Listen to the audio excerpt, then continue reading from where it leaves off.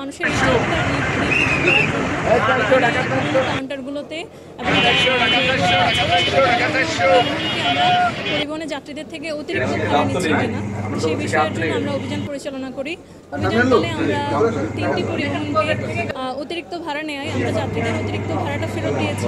এছাড়া আর যে কাউন্টারগুলো বেশি ভাড়া নিয়েছে তাদেরকে সতর্ক করেছি, সতর্কতামূলক তাদেরকে জরিমানা দণ্ড আরোপ করেছি।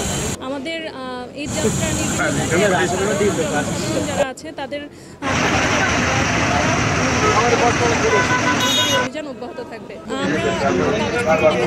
আমরা যে কাগজগুলো দেখেছি সবগুলোরই মোটামুটি ফিটনেস ছিল।